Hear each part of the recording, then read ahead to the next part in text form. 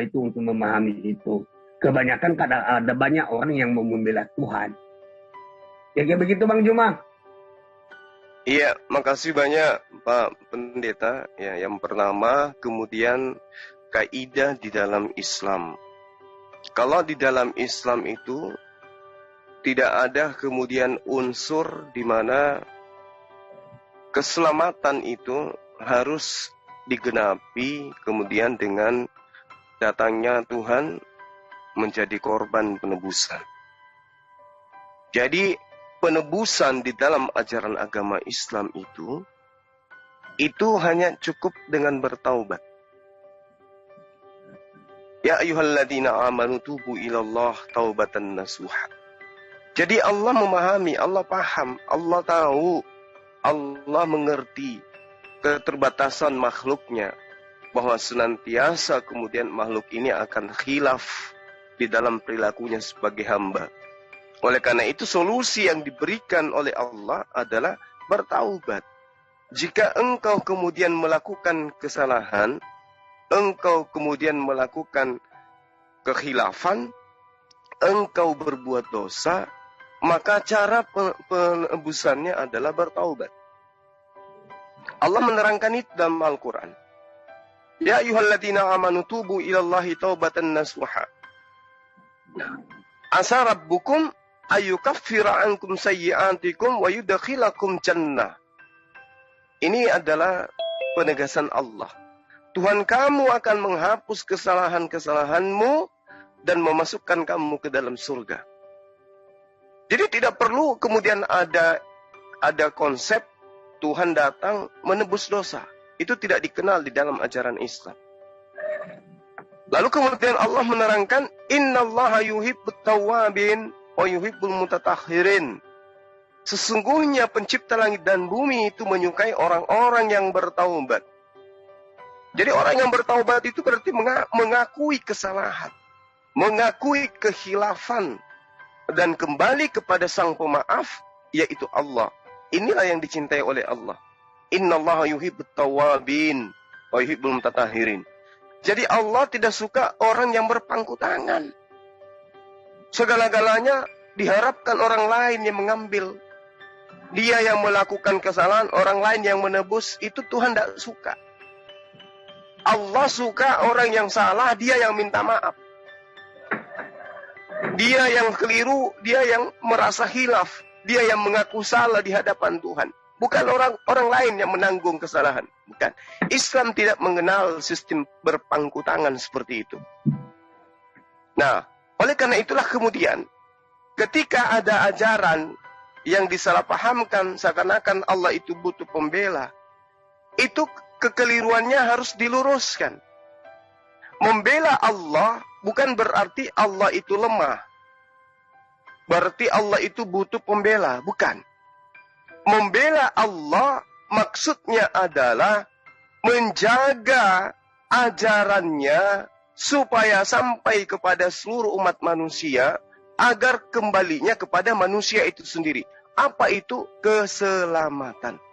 Allah sudah mengatakan seperti dalil yang saya terangkan tadi. Ya. Perintah kepada Rasulullah untuk menyatakan bahwa kebenaran itu sudah datang dari Allah.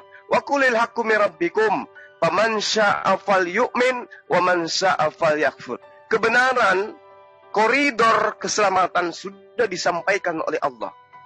Barang siapa yang menyampaikan ini kepada orang lain, tentang kaidah kebenaran ini kepada orang lain, itu sama membela Allah. Bukan berarti membela Allah dalam arti kata seakan-akan Allah ini makhluk yang butuh pembelaan. Tidak. Sama seperti para nabi. Ketika Musa datang, apakah Musa mengharapkan pertolongan, bantuan pengikutnya agar ajaran yang ia sampaikan ini dijaga dengan baik? Ya, Musa menginginkan agar kaumnya menjaga, melestarikan perintah Tuhannya. Nah ini poin, menjaga apa? Membela Allah. Nah ketika Nabi Isa atau Yesus datang, apakah Yesus butuh pembela? Apakah Yesus butuh pengikut? Ya, buat apa? Untuk melanggengkan aturan Tuhan yang datang kepadanya. Berarti butuh penolong. Yesus butuh penolong. Yesus butuh pembela. Yesus butuh pengikut, Yesus butuh murid, agar ajarannya itu bisa tersampaikan kepada seluruh Bani Israel. Ini yang dimaksud menolong Allah. Artinya menolong ajaran Allah yang disampaikan kepada Nabi. Nah sekarang, kalau datang Nabi kepada seluruh umat manusia, wahai Bani Israel, sembahlah Allah, Tuhanku dan Tuhanmu. Bani Israel tidak bergeming, apakah Allah rugi?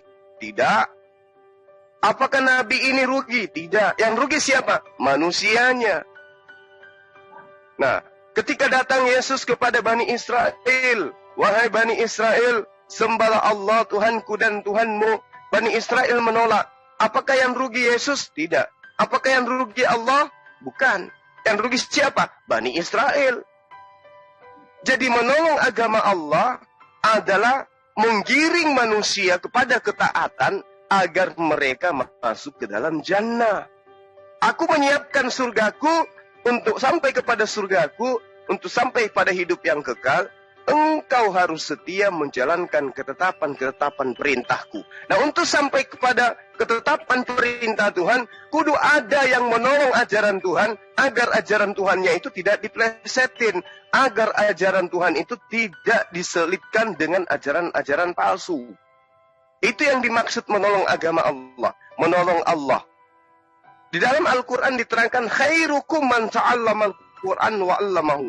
Siapa yang kemudian ingin yang paling baik di antara kamu adalah yang mempelajari Al-Quran lalu mengajarkan. Nah, mengajarkan kepada orang lain Al-Quran itu sama halnya menolong Allah agar hamba-hambanya kemudian taat kepada perintahnya. Kenapa? Kalau tidak taat, kaidahnya hambaku akan masuk ke dalam nerakaku. Allah nggak mau itu. Lalu kemudian kenapa Allah itu tidak sekali aja mengatakan seluruh manusia itu selamat? Oh, nggak bisa kayak begitu. Kenapa? Karena manusia dibekali akal. Berbeda dengan malaikat. Malaikat diperintahkan, kamu sujud, sujud. Kamu taat. Kamu kerjaanmu menyampaikan wahyu, itu aja terus yang dilakukan. Kamu zikir sepanjang usiamu, zikir sepanjang usia. Itu malaikat. Kenapa? Padanya tidak ada nafsu. Padanya tidak ada kemudian apa yang dimiliki oleh manusia. Manusia berbeda. Manusia memiliki hak prerogatif, dia memiliki kemudian hak yang mutlak pada dirinya untuk memilih. Makanya di Islam pun la ikraha fid din. Ya, tidak ada paksaan. Di Islam pun faman syaa'a falyu'min wa man syaa'a falyakfur. Yang mau beriman silakan, biarkan mereka beriman.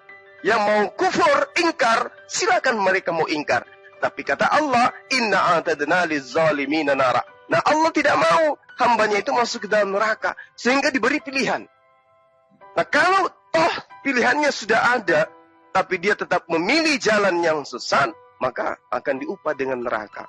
Nah, membela agama Allah, membela Allah adalah sama dengan menjaga, melestarikan firman Tuhan agar tidak dibatalkan oleh para penyesat. Itu yang bisa saya sampaikan, Pak Pendeta Trosoki. Silakan. Oke, Bang Juma, luar biasa penjelasan dan urainya secara mendetail ya Bang ya. Haleluya. Tetapi sebenarnya Bang Juma, dalam hal itu kalau memang begitu cara menafsirkan dan pemaparan Bang Juma, tentu sebenarnya dalam itu tidak ada yang tersakiti. Ya, tidak ada yang teraniaya. Kalau memang Allah itu kan Maha Kasih. Ya, kalau memang kita mau mengikuti perintahnya Allah, tidak ada yang tersakiti, tidak ada yang merasa dirugikan. Ya. Tapi kalau menurut saya, kalau ada yang merugikan salah satu dalam hal itu, ya, tersakiti dalam hal itu bukan membela Allah. Itu asumsinya pribadi seseorang itu, ya. Nah, dalam hal itu Bang Juma tadi tidak menjelaskan ke saya ya tentang bulan Sabit, ya. Belum menjelaskan sejarahnya bulan Sabit itu asal usul simbol-simbol ya Bang ya. Dan tentu dalam hal itu juga Bang Juma ya tentang Yesus sudah jelas dinyatakan bahwa Yesus itu akan mengampuni. Tadi tentang menanggung dosa. Ya, itulah baiknya ya Tuhan, baiknya Allah. Karena Allah itu menciptakan manusia itu segambar dan serupa dengan Dia. Dan Dia tidak mau ciptaannya itu hancur. Ya, masuk dalam neraka. Makanya Dia datang memberikan peluang lagi. Ya, dalam Yesus Kristus, dalam rupa manusia. Dia menyuruh semua bangsa Israel, dia menyuruh semua umat-umat itu, termasuk saya, supaya kembali ke jalan yang benar, mengikuti jalan yang benar, ya, ajaran, kasih, tidak tersakiti satu dengan yang lain. Nah, dalam hal itu kita harus petik dan harus kita mengerti dan memahami, ya, bahwa dalam hal itu tidak ada yang tersakiti satu dengan yang lain. Selalu membangun, ya, mendekatkan diri, ya, harus setia. Setia dalam hal itu bukan mau membelanya untuk menyakiti orang lain, untuk mewartakan kabar baik, tapi tersakiti dengan yang lain. Artinya dalam hal ini tidak ada pemaksaan. Yang penting kita mewartakan, terima atau tidak terima itu urusan Anda. Tetapi saya sudah memberitahukan kepada Anda. Makanya dalam hal itu kalau kita kutip ya Bang Juma dalam Markus 16 ya 19-20 dan itu yang kita lakukan. Ya, karena tadi sama-sama saya katakan yang dua agama ini sama-sama punya tauhid sebenarnya. Yang biasa tauhidnya membara, ya. Di mana dicatat di sana Bang Juma, pergilah beritakan firman. Baptislah mereka di dalam nama Bapa, Anak, dan Roh Kudus dan ketahuilah aku akan menyertai engkau sampai pada akhir zaman. Memang kita udah diperintahkan sebenarnya. Ya. Tapi kita harus ingat yang percaya, yang tidak percaya jangan baptis. Yang penting kamu sudah mewartakan, menyampaikan kepada mereka. Kalau tidak percaya, ya udah itu bukan menyampaikan. Bukan urusan saya, urusannya dengan Tuhan. Karena di dalam dunia ini ada dua, mana yang kita mau pilih, neraka dan surga. Tentu kalau kita mau masuk ke dalam kerajaan surga, kehidupan yang kekal, kita mengikuti. Ya, kita menyampaikan. Tapi kalau kita masuk dalam neraka, ya, kita memaksakan orang. Oh, kamu mau ikut saya tidak? Kalau kamu tidak mau ikut saya, nah, gini. Begitu ya Bang Juma ya. Kan ada pemaksaan dalam hal itu. Ya, kalau kamu tidak melakukan ini, ya, sasaran tempat ibadah, ya, atau yang lain gimana ya, yang seperti itu, saya tidak bisa apanya. Tapi begitulah saudaraku, artinya kita bisa memetik di situ mana ajaran itu yang sebenarnya yang perlu kita teladani, yang perlu kita ikuti. Tentu tadi tidak ada unsur-unsur, ya, yang teraniaya, yang tersakiti, yang tidak tahu kena juga getahnya, ya, apalagi orang-orang awam yang tidak paham, yang tidak ada hubungannya dengan itu, mereka tersakiti, mereka teraniaya, itu sama halnya kita membunuh karakter orang tersebut. Sekarang dalam metode membunuh, bukan langsung membunuh mengambil pisau, ya, tapi membunuh, ya, mental, membunuh karakter seseorang itu lebih keji di mata Tuhan dan tidak berkenan di mata Tuhan. Ya, Tuhan tidak akan menerima hal sedemikian karena Allah tidak pernah membunuh karakter seseorang. Karena Allah Maha Kasih, Maha Pengampu, ya, dan Maha Penyayang. Di sini kita harus mengerti Allah itu apakah benar sesuai dengan perbuatan kita, kita menyayangi mereka, kita mengasihi mereka. Mengasihi seperti apa? Apakah ada maksud tujuan? Kalau ada maksud tujuan menerima imbalan kepada orang ketika kamu mengasihinya, itu omong kosong. Yang itu nggak ada faedahnya. Karena ketika kita mengasihi orang, kita menolong orang, kita mewartakan kabar baik, ya, tanpa tidak mengasihi mereka, percuma. sia-sia, ada tersakiti, percuma. Itu bukan maha penyayang, bukan maha pengasih yang kita ikuti, tetapi ambisi pribadi seseorang itu. Karena dia tidak paham tentang kaidah-kaidah di kitabnya. Dalam hal itu Bang Juma, mari kita sebagai tokoh, sama-sama tokoh umat, ya, memberikan pencerahan kepada umat-umat. Ya, tugasnya Bang Juma memperkokoh yang di dalam. Dan saya juga memperkokoh di dalam tentang kitab-kitab yang kita imani itu. Supaya mereka melakukan, mengikuti perintahnya Allah itu. Ya, bukan membela Allah, tetapi mengikuti perintahnya itu.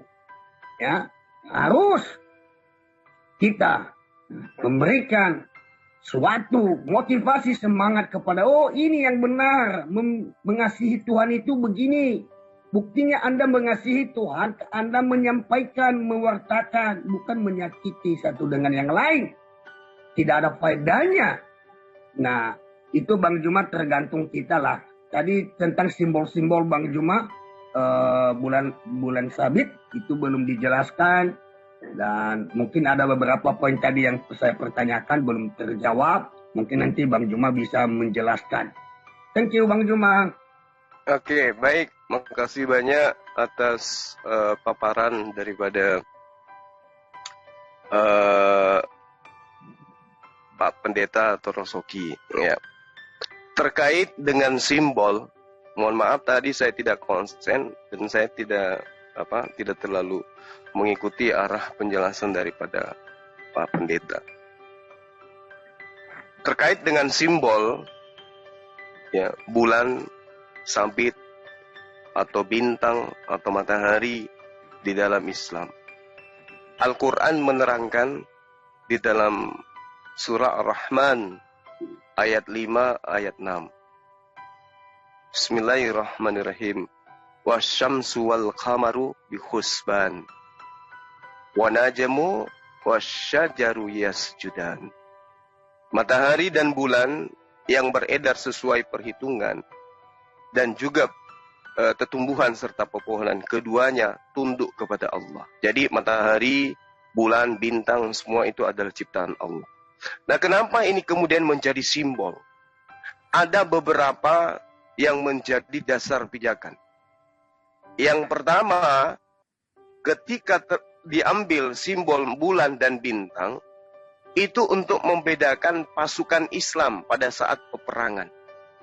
Di mana pasukan Kristen pada masa itu yang digunakan Romawi, Bizantium dan juga Persia itu menggunakan simbol salib.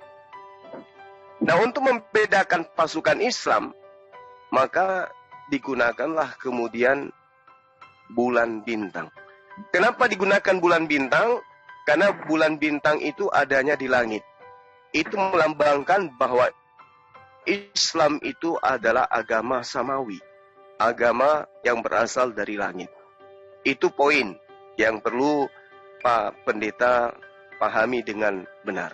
Yang kedua, setelah Turki Utsmani memegang kekuasaan, ya,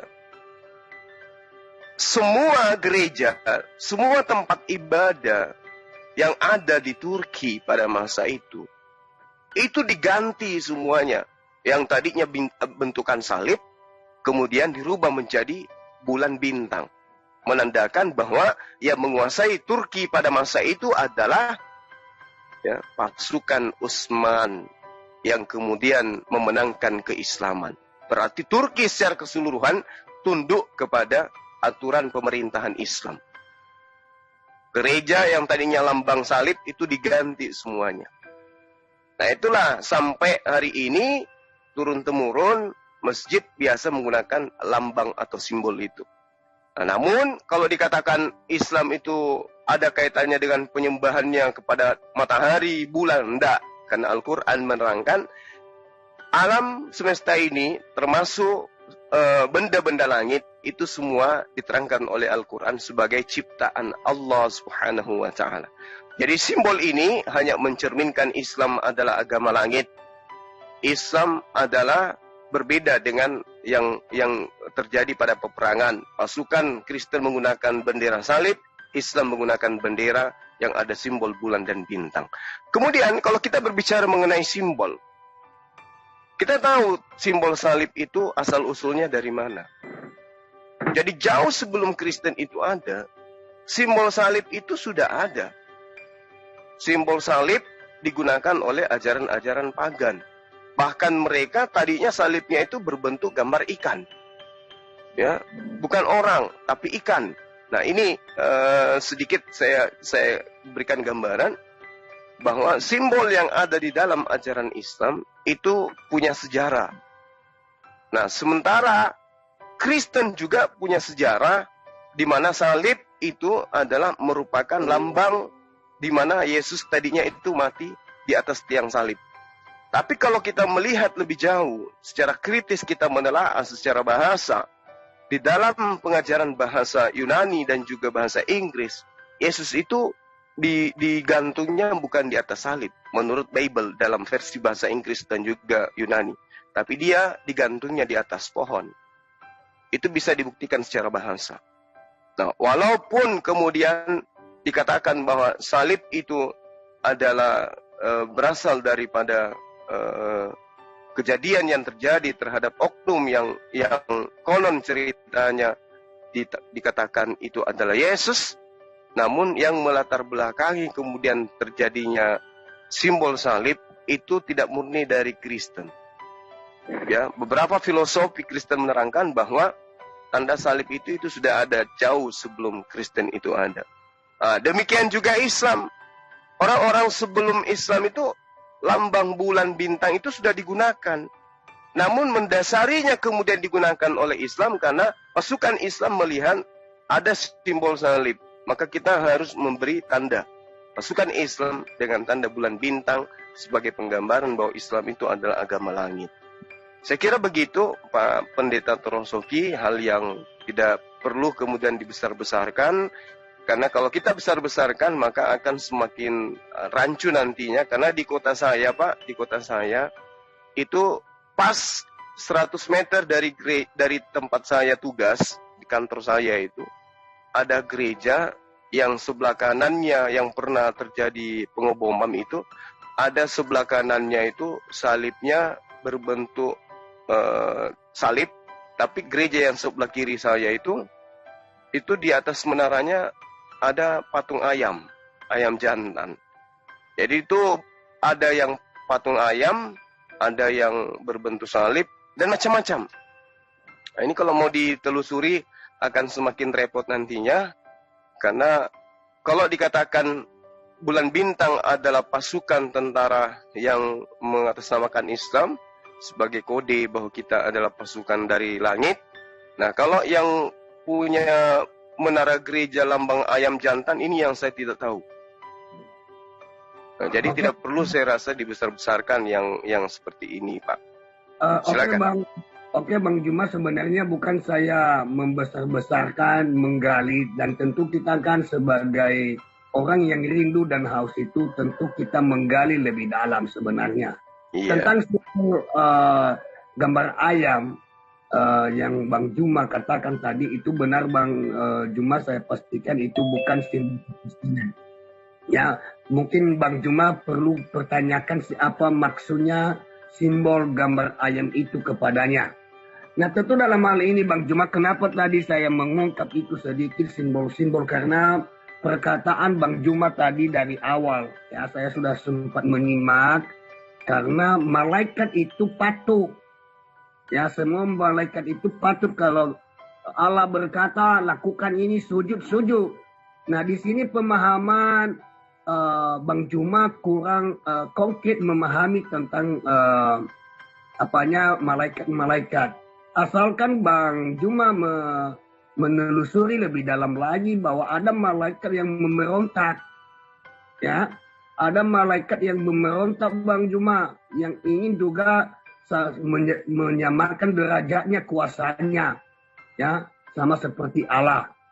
Nah, tentu makanya tadi saya katakan sama Bang Juma sebenarnya perlu memahami tentang simbol-simbol, Dan saya pikir itu tidak bisa jadi masalah karena kan itu udah simbol seseorang itu. Nah, tentu dalam hal itu Bang Juma, kalau kita ini secara pribadi supaya pengetahuan kita bisa bertambah, wawasan kita bisa mendalam, kita berdua dalam hal ini saya bantah lagi bahwa sekali lagi saya bantah Bang Juma tadi mengatakan malaikat-malaikat itu patut. Ya, sebenarnya Bang Juma, kalau Bang Juma menelusuri ada malaikat yang tidak patut, ya, melawan perintahnya Allah. Dan dulunya semuanya malaikat-malaikat itu suci.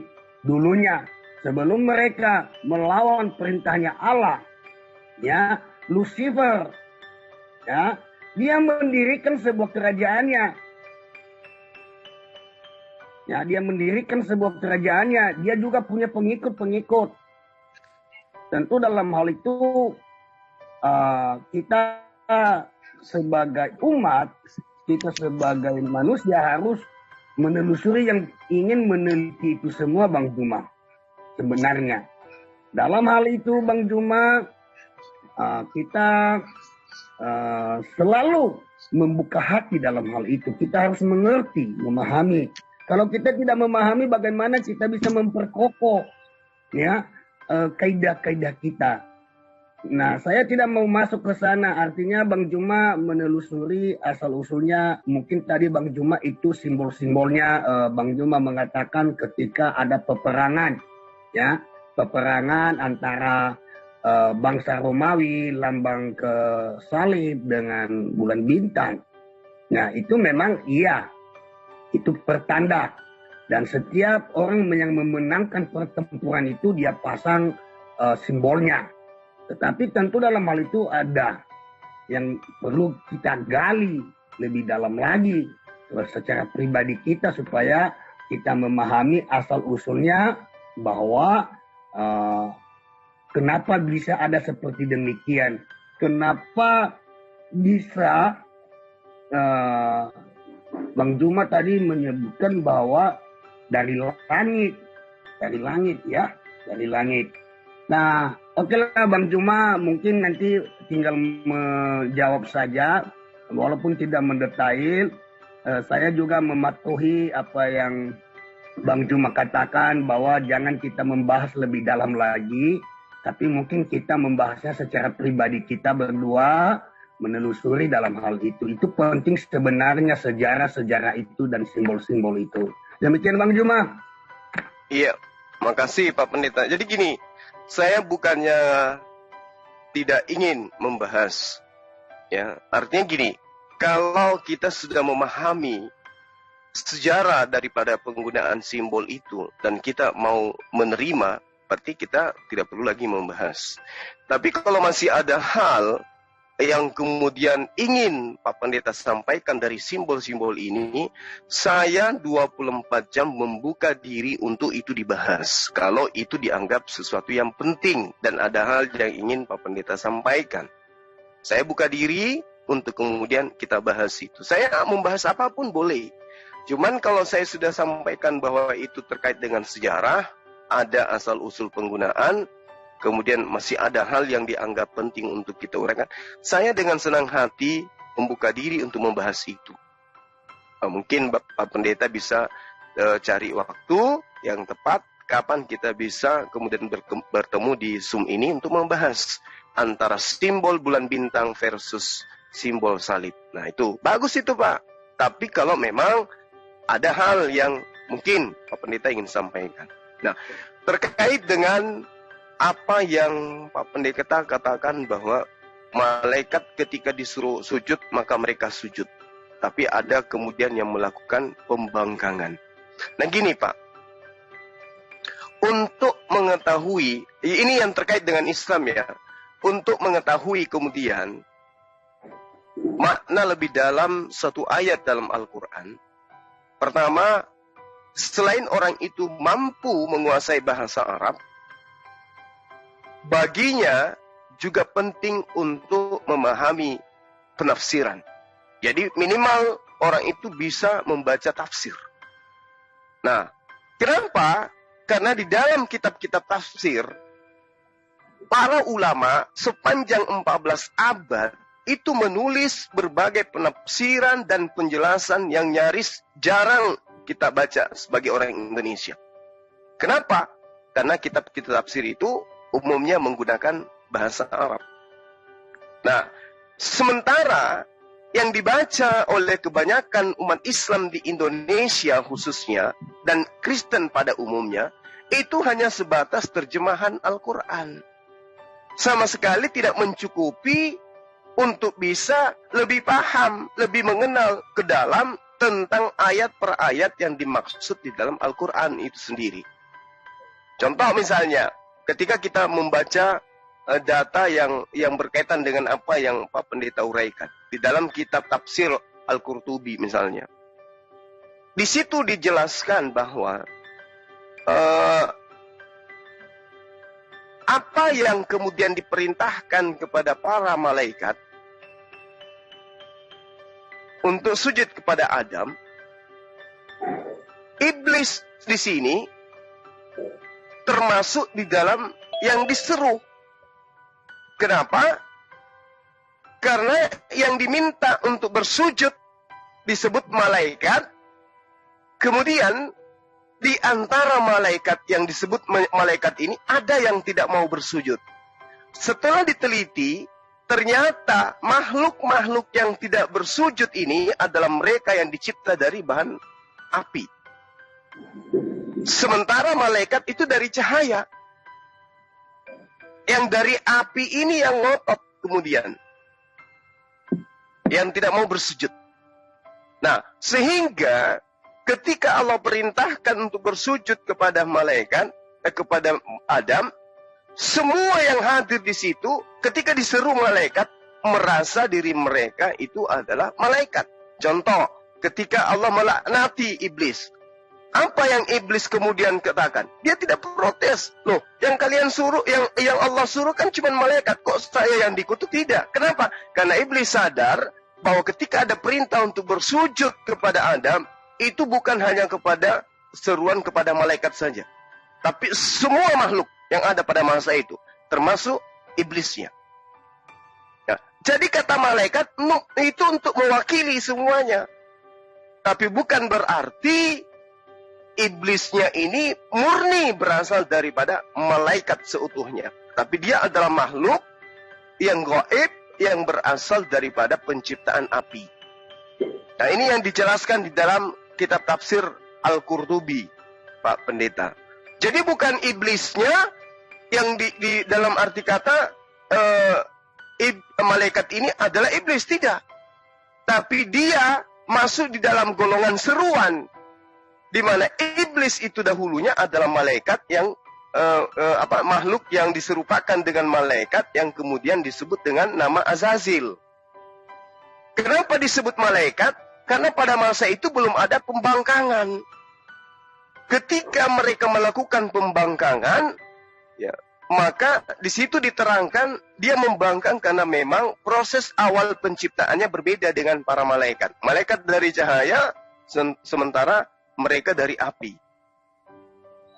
Nah, iblis ketika dikutuk pun dia nggak protes. Loh, yang disuruh kan malaikat, kenapa saya yang dikutuk? Makanya saya nggak sujud, dan saya nggak diperintahkan. Bukan kayak begitu. Bukti bahwa yang diseru juga di situ adalah iblis. Mereka menerima kutukan ketika mereka dikutuk oleh Allah karena nggak mau sujud kepada Nabi Adam alaihissalam. Nah, lalu kemudian iblisnya pun menerima, bahkan meminta, ya udah kalau begitu izinkan saya untuk menggodai, untuk membuktikan bahwa tidak pantas kami yang lebih tinggi derajatnya yang dicipta dari api ini sujud kepada makhlukmu yang ciptaannya berasal dari tanah. Gak pantas. Saya akan buktikan, akan kugiring semuanya masuk ke neraka bersama dengan aku. Kecuali mereka yang sedikit yang taat, dan akan engkau temukan hanya sedikit yang akan taat kepadamu. Nah, ini yang diterangkan di dalam Al-Quran berkaitan dengan tafsir Al-Qurtubi. Jadi kami umat Islam dalam memahami data itu seperti itu, Pak Pendeta. Ketika ada perintah Wa isqala rabbuka lil malaikati inni ja'ilun fil ardi khalifah qalu ataj'alu fiha may yufsidu fiha wa yasfiku dima wa nahnu nusabbihu bihamdika wa nuqaddisu qala inni a'lamu ma la ta'lamun wa 'allama adama al-asma'a kullaha thumma aradahum 'alal malaika faqalu faqala dan seterusnya. Nah, ini menjelaskan illa iblis, kecuali iblis. Jadi perintahnya juga kepada iblis.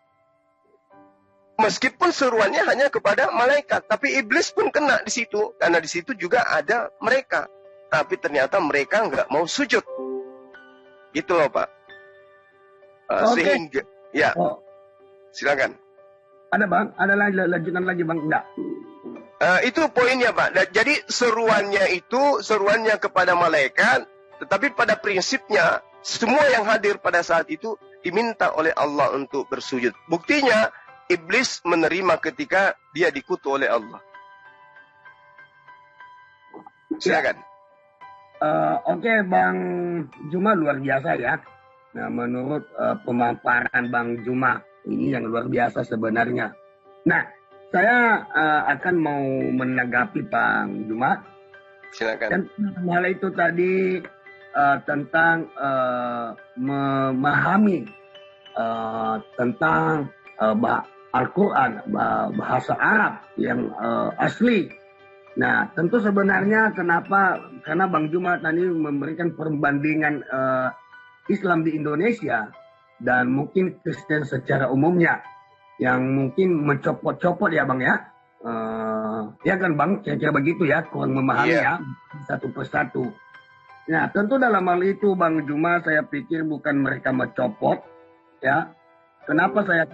Karena kalau mereka orang Arab ya, sudah jelas mereka mengerti dan memahami Quran Arab ya. Begitu juga sebenarnya kalau mereka itu orang Yunani dan Ibrani, mereka lebih paham tentang bahasa mereka, Bang Juma.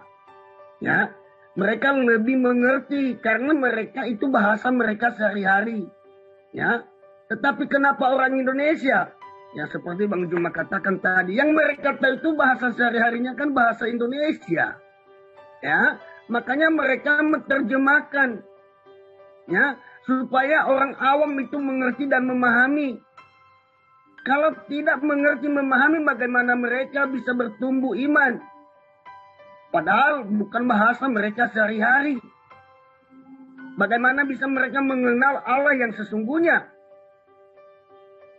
Nah, makanya orang Indonesia atau beberapa suku yang ada di Indonesia ke kita, seperti di kitab kita, ya, kita terjemahkan semuanya, bukan diubah.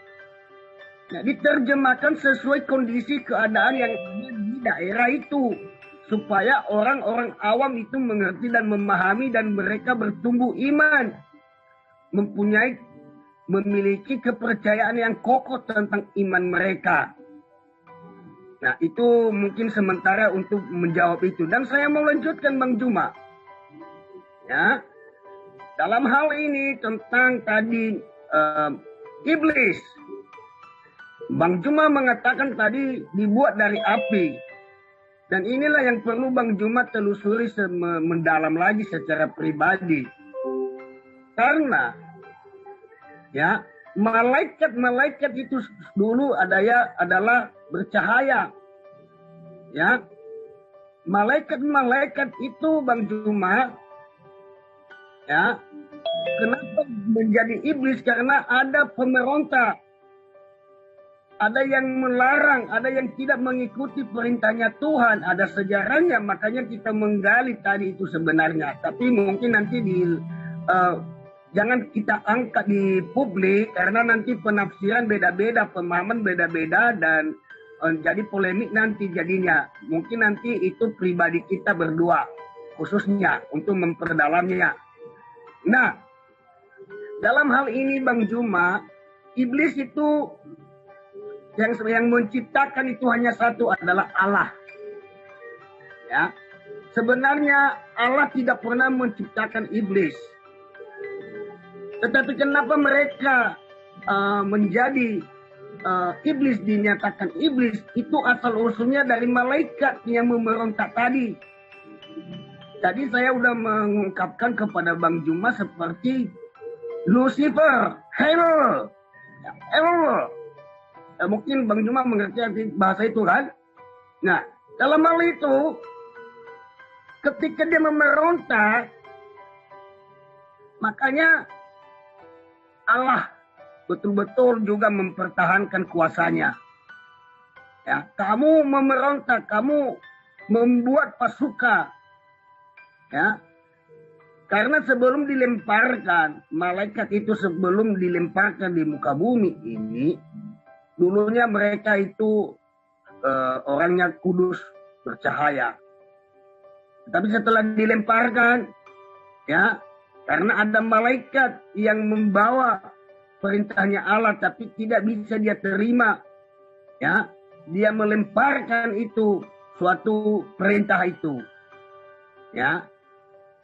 Tetapi dalam hal itu saya tidak mau mengulasnya lebih dalam di sini, Bang Juma. Itu tadi yang saya katakan, bahwa beda-beda penafsiran teman-teman yang lain nanti bisa-bisa salah pemikiran, nanti jadi masalah polemik buat kita.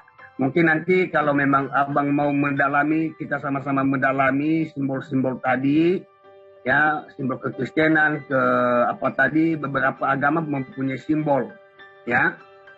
Itu mungkin secara pribadi kita terbuka, nanti kita open secara pribadi, tapi jangan diangkat di publik. Begitu Bang Juma. Mohon maaf Bang Juma, mungkin saya kasih sedikit saja, saya tidak mau bantah lagi karena saya juga akan mau mundur dalam diskusi ini. Begitu Bang Juma. Iya, makasih banyak Pak Pendeta Antoro Soki. Jadi terkait dengan simbol, saya tidak ada masalah dengan itu Pak, karena saya paham sejarahnya. Jadi mau dikuliti sampai kapanpun saya pasti akan ladeni. Ya. Nah, terkait dengan tentang malaikat dan juga yang Bapak katakan tadi, bahasa. Iya, mengenai bahasa, bahwa kami umat Islam memahami Al-Quran itu salah satu poin untuk mengkajinya adalah dengan terjemah. Tetapi dengan terjemah saja itu tidak cukup. Apalagi kalau diperuntukkan untuk mengkritisi gitu. Kalau untuk memahami, mungkin bisa paham melalui terjemahan. Tapi untuk mengkritisi Quran dengan menggunakan satu terjemahan saja, itu nggak bisa. Nggak bisa. Nah, kenapa kemudian para ulama mampu menerjemahkan kata per kata di dalam Al-Quran? Karena mereka mengkritisi. Misalnya ada perintah qala, ya. Ini yang berkata siapa? Nah, mereka mengkritisi Al-Quran ini dengan tujuan untuk mengetahui makna yang sesungguhnya. Maka poin yang mereka gunakan bukan hanya terjemah tok, bukan mentranslate dari bahasa Arab ke bahasa Indonesia tok, tetapi mereka harus menguasai nahwu, sharaf, balaga, tafsir, dan seterusnya. Itu yang perlu dipahami. Nah, sehingga ketika dikatakan qala, di situ kemudian muncul pemahaman yang berkata adalah Allah. Ya, jadi tidak bisa hanya terjemah di dalam memahami makna. Karena para penafsir Al-Quran juga mengkritisi Al-Quran. Apa tujuan mengkritisinya? Bukan mencari kesalahan, tetapi mencari makna yang sesungguhnya. Mereka menggunakan kemudian ilmu kritik Al-Quran. Nah, ilmu kritik Al-Quran ini senjatanya adalah nahwu, sharaf, balaga, i'raf, dan semua disiplin ilmu yang digunakan kemudian untuk mengkaji kata per kata dalam Al-Quran.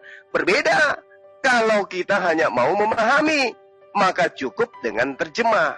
Tapi kalau mau mengkritisi, harus menguliti berdasarkan kaidah ilmunya. Itulah Pak, makanya Al-Quran itu selalu menyertakan original text sebagai dasar pijakan. Misalnya nih, saya membaca terjemah, misalnya gini, Allah berfirman, apakah yang menghalangimu wahai iblis untuk bersujud kepada Adam ketika aku menyuruhmu? Iblis menjawab, aku lebih baik daripada dia. Engkau ciptakan aku dari api, sedangkan dia engkau ciptakan dari tanah. Nah, saya datang kepada orang yang lebih paham. Bukan mengkritisi Al-Quran melalui terjemah. Saya datang kepada orang yang lebih paham. Pak, di dalam terjemahan Al-Quran diterangkan, apakah yang menghalangi engkau untuk sujud kepada Adam ketika aku menyuruhmu? Sementara Pak, di terjemahan lain saya melihat yang disuruh di situ hanya malaikat. Kenapa iblis di sini yang dikatakan, mengapa engkau wahai iblis tidak mau sujud kepada Adam ketika aku menyuruhmu sujud? Iblis menjawab, aku lebih baik daripada dia. Engkau ciptakan aku dari api, sedangkan dia engkau ciptakan dari tanah. Nah, orang yang paham Al-Quran kemudian menjelaskan. Dengan cara apa? Menggunakan disiplin ilmu yang tadi. Qala ma mana'aka alla tasjuda is amartuka. Qala ana khairum minhu. Wa khalaqtani min nari wa khalaqtahu min tin. Nah, di sini baru dijelaskan menurut baik kaidah bahasanya, menurut nahwu sharafnya, asbabul nusulnya dan seterusnya. Itu proses belajar Quran kayak begitu. Jadi kalau hanya menggunakan terjemah, memang nggak nyampe. Nah, contoh misalnya di dalam surah Al-Baqarah ayat 34. Wa iz qulna lil malaikati isjudu li adama fasajadu illa iblis. Yang diperintahkan hanya malaikat. Kenapa iblis yang dikutuk? Ternyata jawabannya ada di dalam surah Al-Kahfi atau ada di dalam surah Al-Araf ayat surah Al-Araf ayat 12 yang saya bacakan tadi. Apa buktinya bahwa yang diperintah untuk bersujud juga adalah iblis? Buktinya tertera di dalam surah Al-Araf ayat 12. Halaktani, engkau menciptakan aku min nar, dari api, wa